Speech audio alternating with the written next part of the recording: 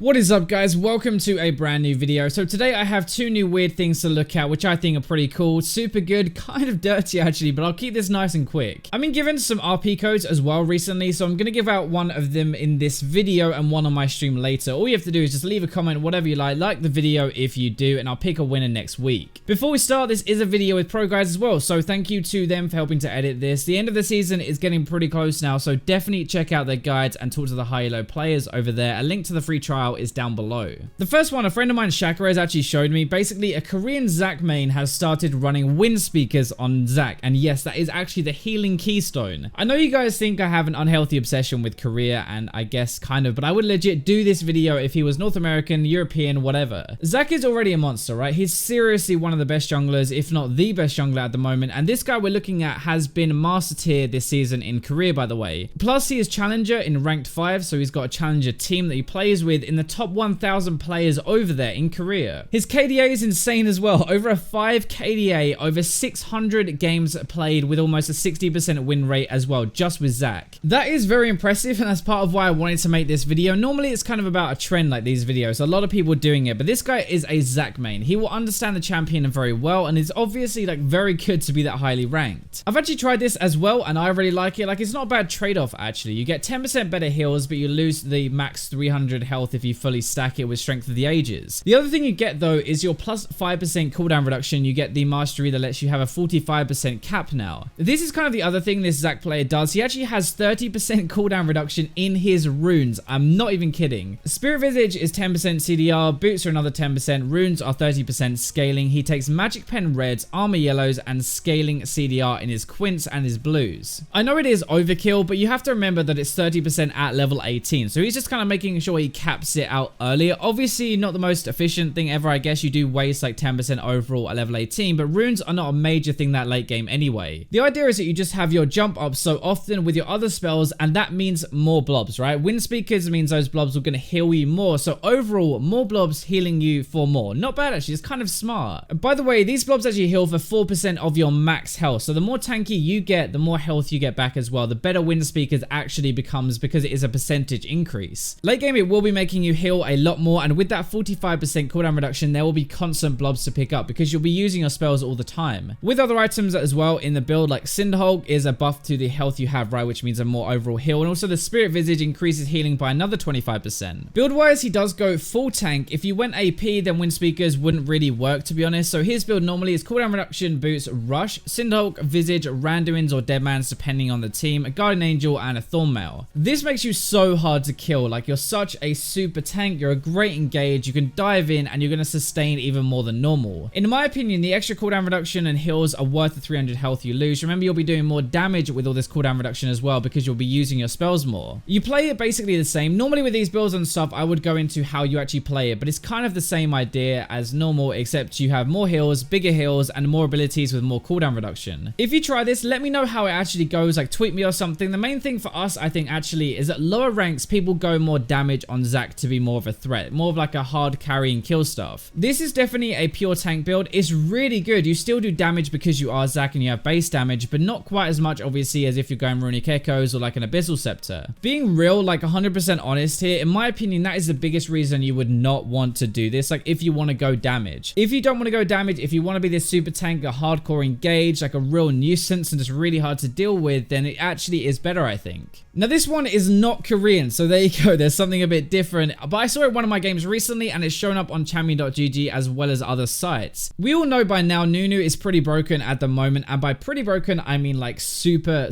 broken right now. This build is 100% disgusting though. So normally you build Nunu full tank, right? That's how it's been played at the moment. You go like Spirit Visage, Frozen Heart and stuff and just be really annoying. The buffs, by the way, if you don't know why Nunu is so overpowered at the moment, he gets more AD now after the buff and AD per level. He has a better passive because he starts the game with a free spell and on recall as well. His Q gives out of combat movement speed, 3% max health up to 5 stacks, by the way, and his ultimate also has no cast time and the slow is better. Those buffs are pretty good in my opinion, but the Q one is the insane thing because it's giving you so much max health with a Cinderhulk as well, which is going to buff it. So anyway, I got wrecked by this the other day, like full on bent over a table and no mercy, went in dry. It's like a tank Lee Sin build, I guess, kind of. So Titanic Hydra, Cinderhulk, Triforce, and full tank after that. He gets a lot of health naturally now, right? Plus the attack speed slow means he doesn't actually take as much damage as a normal tank does, so he can kind of get away with building some damage. It opens up more options. Titanic damage is also increasing based on your total health, so Cinderhulk and Nunu stacks make him do way more damage than he should be doing with that item, way more than anyone else in the game really. Triforce as well gives you a speed up with the Phage. He already has a slow, so now it's like